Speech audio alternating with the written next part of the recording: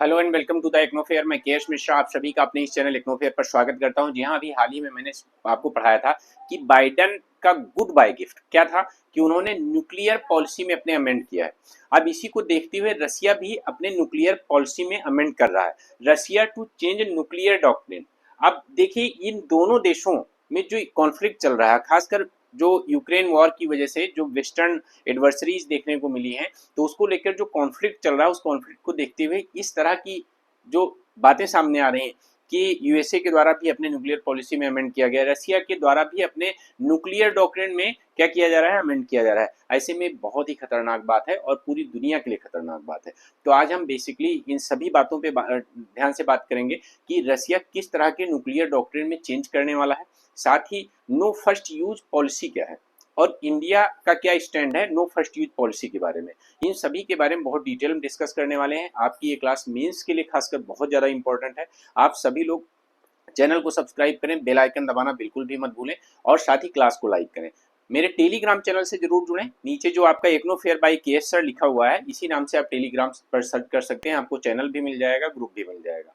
वहां पर आपको जो है पीडीएफ भी प्रोवाइड करवा दी जाती है और क्विजेज भी चलती हैं। ठीक है, तो आइए आगे बात करते हैं हम लोग और देखते हैं कि आखिरकार क्या चेंजेस करने वाला है। ठीक है, तो अब सबसे पहले आपके सामने सवाल ये उठता है कि why is Russia changing its nuclear doctrine. ठीक है, जो यूक्रेन वार हो रहा है, यूक्रेन वार के टाइम जो है आखिरकार रसिया को ऐसी क्या नीड पड़ी है कि वो जो है अपने न्यूक्लियर डॉक्ट्रिन को चेंज कर रहा है। ठीक है, तो इसका सिंपल सा फंडा है कि हाँ, जो यूएसए की वजह से चेंज कर रहा है।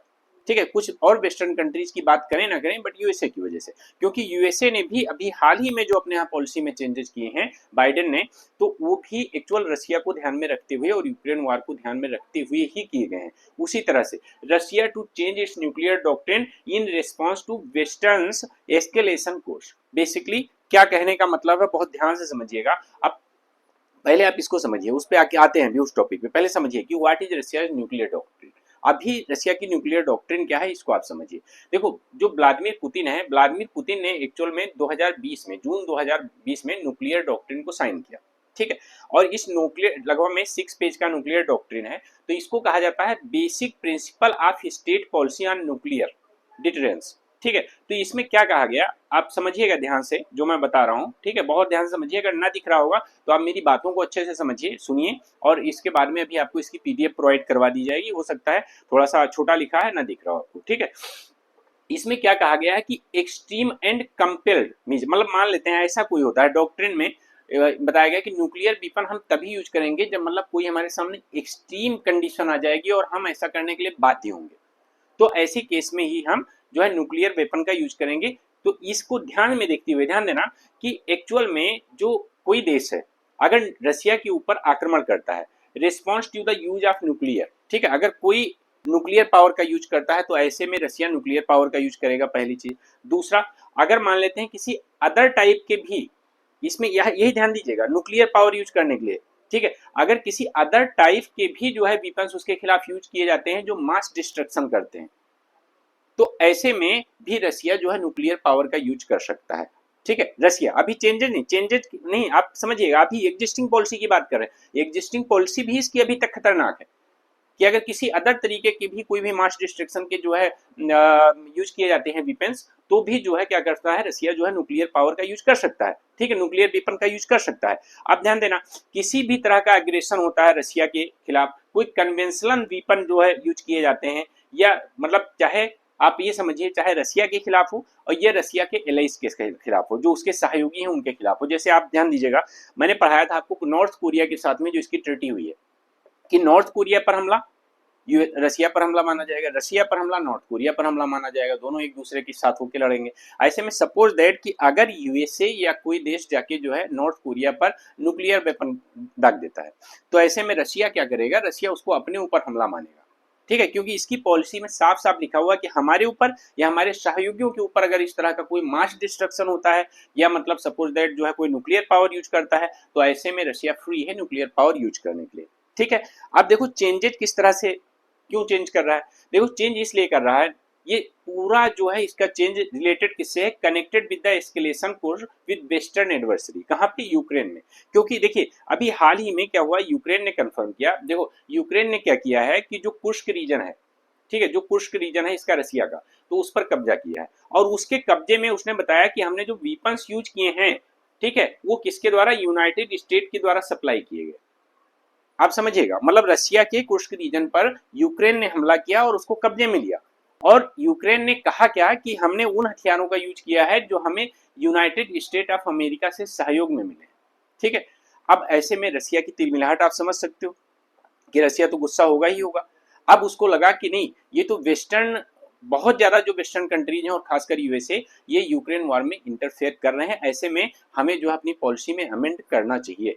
अब देखो, अगर सपोज डेट अभी रसिया आकर और इसके बाद में यूक्रेन पर हमला कर देता है, मान लेते हैं, ठीक है, तो सबसे पहले मैं एक्सप्लेन करता हूं कि हाउ रसिया में change it's doctrine for nuclear weapons. तो अब सपोज डेट की मान लेते हैं कि रसिया आके अभी हमला कर देता है यूक्रेन पर, तो रशिया में पुतिन को अपने लोगों से भी विरोध का सामना करना पड़ेगा, उनको भी एक्सप्लेन नहीं कर पाएंगे। रीजन इज दैट रसिया ने खुद यूक्रेन पर हमला किया है और 1 साल से ज्यादा हो गया वो युद्ध चल रहा है। ऐसे में अगर रसिया यूक्रेन पर न्यूक्लियर बॉम्बिंग करता है तो उसको अपने यहाँ भी एक्सप्लेन नहीं कि आप ही ने तो हमला किया था, उसने तो हमला किया नहीं है, आप ही ने हमला किया था, फिर न्यूक्लियर वीपन का यूज क्यों। ठीक है, क्योंकि ऑब्वियस सी बात है, रसिया में भी अगर बात करें तो जो बेसिकली इनके मेंबर्स हैं, जो कैबिनेट के मेंबर्स हैं, ठीक है, वो सारे तो इसके समर्थन में नहीं होंगे। ठीक है, तो वहां पे इनको जो है अपने यहाँ की संसद में विरोध का सामना करना पड़ेगा, डेफिनेटली करना पड़ेगा। ठीक है, तो उसको देखते हुए अपने देश में भी बहुत सारी अड़चने ऐसी आएंगी, विरोध का सामना करना पड़ सकता है न्यूक्लियर वीपन यूज करने के लिए। तो ऐसे में रसिया के लिए जरूरी है कि वो इसमें चेंज करे। अब उसमें ये चेंज क्या करेगा, जो मुझे लगता है वो ज्यादा से ज्यादा यही चेंज करेगा कि अगर किसी पर्टिकुलर एरिया पर कब्जा किया जाता है रसिया की, आप समझिए, अगर ये वो चेंज कर देता है अपने न्यूक्लियर पॉलिसी में कि अगर रसिया के किसी पर्टिकुलर एरिया को कोई देश कब्जे में ले लेता है, तो ऐसे में रसिया न्यूक्लियर वीपन का यूज उसके खिलाफ कर सकता है और ऐसे में रसिया फ्री हो जाएगा, क्योंकि यूक्रेन ने उसके कुर्स्क रीजन को क्या किया है, कब्जे में लिया है। ठीक है, तो यही एक चांसेज हैं कि इस तरह के ऑलरेडी जो, देखिए, सारे इंस्टेंसेज ऑलरेडी उसमें मौजूद है। अभी जो है, अभी बस ज्यादा से ज्यादा यही चेंज किया जा सकता है, कुछ नया लगता है कि किया जा सकता है। ठीक है, क्योंकि ये सारे चेंज केवल और केवल इसी वजह से हैं कि देखो, एक्चुअल में जो यूक्रेन का कॉन्फ्लिक्ट था, तो यूक्रेन कॉन्फ्लिक्ट में जो पब्लिक डिस्कशंस हुए हैं उसमें ये बात सामने आई, इसके बाद में रसिया ने ये सोचा कि हमें जो है इसमें डॉक्ट्रिन में अपने चेंज करना चाहिए, क्योंकि लगभग 1 साल से ज़्यादा हो गया है और अभी जो है ये चीज़ें चल ही रही हैं। ठीक है, काफ़ी चल रही हैं, 1 साल से ज़्यादा हो गया, अभी युद्ध चल ही रहा है। ठीक है, अब एक चीज़ आप और बहुत ध्यान से समझिएगा कि ओवरशिप, यहाँ पे इनके मंत्री ने क्या कहा, आप शब्द देखिएगा कि कितने खतरनाक शब्द यूज किए जा रहे हैं कि over 75 years of relative peace people have forgotten the horror of war। लगभग 75 साल के शांति के वर्षों में लोग जो मतलब भय है, युद्ध का भय, उसको भूल गए हैं। ठीक है, even stop fearing nuclear weapons, यहाँ तक कि जो न्यूक्लियर वीपन्स हैं, जो परमाणु हथियार हैं, उनसे डरना लोगों ने बंद कर दिया है। ठीक है, that fear needs to be revived, ये रसिया के मंत्री का कहना है। आप ध्यान से समझिए इस चीज को कि रसिया साफ साफ बोल रहा है कि मतलब जो एक्चुअल में जो न्यूक्लियर पावर है, जो न्यूक्लियर वीपन्स हैं, उनका भय लोगों के दिमाग से खत्म हो चुका है और उस भय को दोबारा से रिवाइव करना चाहिए। ठीक है, रिवाइव करना है। आप समझिए कि बातें देखिए कितनी खतरनाक बातें हैं जो पूरे विश्व को कहीं ना कहीं जो बर्बाद करने की ओर लेके जा रही हैं। आप समझिए, ठीक है, तो साथ में ये बताया उन्होंने बताया कि रसिया के जो दुश्मन हैं उनको ये जान लेना चाहिए कि रसिया बिल्कुल प्रिपेयर्ड है और इसी वजह से हमारे जो है न्यूक्लियर वीपन्स में, न्यूक्लियर पॉलिसी में चेंज करना बहुत ज्यादा हमारे लिए आवश्यक है। ठीक है, अभी रसिया ने इवन बेलारूस के साथ भी कुछ टैक्टिकल न्यूक्लियर वीपन्स ड्रिल की है। ठीक है, टैक्टिकल न्यूक्लियर वीपन्स ड्रिल की है। आप देखिए रसिया क्या कहना। ठीक है, रसिया प्लान्स टू रिवाइव, जैसे मैंने अभी आपको बताया, इन्होंने क्या कहा कि as we have repeatedly said before the work is in advance state. ठीक, and there is a clear intent to introduce a correction, मतलब एकदम क्लियर इंटेंट है कि हम करेक्शन कर रहे हैं, हम अपने डॉक्ट्रिन में करेक्शन कर रहे हैं। ठीक है, और ध्यान देना, और साथ ही हम इस चीज को देखेंगे कि जो कॉन्फ्लिक्ट्स हैं और खासकर जो वेस्टर्न एक्सक्लेशन, जो एडवर्सरीज का एक्सक्लेशन पाया गया है, ठीक है, तो उसके रिगार्डिंग हमें लगता है कि जो मिलिट्री ऑपरेशन हुए हैं उन सभी को देखते हुए हमें ये लगता है कि हमें अपने यहाँ चेंज करने की बहुत ज्यादा आवश्यकता है। ठीक है, अब मैं देखूंगा एक बार इंडिया की हम लोग बात करते हैं। देखो इंडिया की न्यूक्लियर डॉक्ट्रिन क्या है, इसको आप ध्यान से समझिए थोड़ा सा, ये आपके लिए इंपॉर्टेंट भी हो सकता है। ठीक है, देखो सबसे पहले सिंपल है, इंडिया की अगर मैं न्यूक्लियर डॉक्ट्रिन की बात करूं तो ये एक्चुअल देखो, सबसे पहले कि अगर नो फर्स्ट यूज, आप समझिए कि नो फर्स्ट यूज, भारत कभी भी किसी देश के खिलाफ पहले परमाणु हथियारों का यूज नहीं करेगा, ये भारत की बात है, ठीक है। और ध्यान देना, लेकिन अगर किसी भी भारत पर, मतलब किसी भी भारत की टेरिटरी पर या भारत की इंडियन फोर्स पर कहीं भी अगर न्यूक्लियर वीपन यूज किया जाता है तो भारत उसका जवाब देने के लिए सक्षम है और भारत उसका इस्तेमाल कर सकता है, ठीक है। दूसरा, एक चीज और ध्यान देना, दूसरी चीज क्या है कि किसी भी ऐसे स्टेट के खिलाफ जो न्यूक्लियर पावर से संपन्न नहीं है, उसके खिलाफ भारत बिल्कुल भी न्यूक्लियर वीपन्स का यूज नहीं करेगा, ठीक है। इसको ध्यान दीजिएगा कि अगर कोई भी स्टेट है और वो न्यूक्लियर पावर कैपेबल नहीं है तो उसके खिलाफ भारत जो है न्यूक्लियर पावर का इस्तेमाल नहीं करेगा, ये भारत, ठीक है, ठीक है। No use of nuclear weapons against non nuclear weapon state. और ध्यान दीजिएगा, एक चीज और मैं बताना चाहूंगा कि अगर भारत ऐसे न्यूक्लियर वीपन का यूज करना चाहता है, न्यूक्लियर पावर का यूज करना चाहता है, तो उसको बेसिकली ऑथराइजेशन यहाँ की लीडरशिप से, गवर्नमेंट से प्राप्त होगी, इसके बाद ही इस तरह के डिसीजन लिए जा सकते हैं, ठीक है। ऑब्वियस सी बात है, वो एक ब्रॉड डिस्कशन के बाद ही ये चीज पॉसिबल है, ठीक है। और एक चीज भारत में है, आप यहाँ 6 पॉइंट देखिए कि अगर भारत पर कोई बायोलॉजिकल या मतलब केमिकल वेपन्स भी यूज किया जाता है तो भारत जो है न्यूक्लियर पावर का इस्तेमाल कर सकता है। अगर कोई केमिकल वीपन, कोई बायोलॉजिकल वीपन यूज किया जाता है तो न्यूक्लियर पावर का इस्तेमाल भारत कर सकता है, ऐसा भारत ने लिखा है, ठीक है, अपनी न्यूक्लियर पॉलिसी में। चाइना केवल एक ऐसा देश है without condition no first use, मतलब एकदम अनकंडीशनली कि नो फर्स्ट यूज, हम पहले किसी पर परमाणु हमला नहीं करेंगे, ठीक है, एकदम अनकंडीशन। भारत के साथ भी कंडीशन लगी हुई है कि हम बायोलॉजिकल या केमिकल वेपन से भी अगर हमला होता है तो हम जवाब देने के लिए न्यूक्लियर पावर से सक्षम होंगे या बाध्य होंगे, हम कर सकते हैं। लेकिन साथ में ध्यान देना कि China no first use unconditionally, ठीक है, किसी भी तरह से नहीं कर सकता, पहले नहीं करेगा, आप करोगे तो जरूर, ऐसा चाइना, चाइना ही केवल एक सिंगल कंट्री है। अब बात करते हैं यूएसए की। यूएसए की बहुत ध्यान से देखिए, obviously no first use, no first use means United State ये चीज को ध्यान रखिएगा कि कभी भी वो फर्स्ट यूज ना करे, फर्स्ट नेशन ना बने न्यूक्लियर पावर, किसी भी कॉन्फ्लिक्ट में न्यूक्लियर पावर यूज करने वाला, ठीक। लेकिन इसकी वर्डिंग बहुत अच्छे से समझिएगा, ठीक है, कि किसी भी कॉन्फ्लिक्ट में, अभी जो करंट पॉलिसी को उसने चेंज किया है कि किसी भी कॉन्फ्लिक्ट में उसके साथ या उसके एलीज के साथ में फर्स्ट कंट्री वो नहीं बनेगा न्यूक्लियर वीपन यूज कर। बट कोई भी कंट्री अगर न्यूक्लियर वीपन ऑलरेडी यूज कर चुका है, फिर चाहे इसकी तरफ से हो या विरोधी पक्ष की तरफ से, फिर ये न्यूक्लियर वीपन यूज कर सकता है, ठीक है।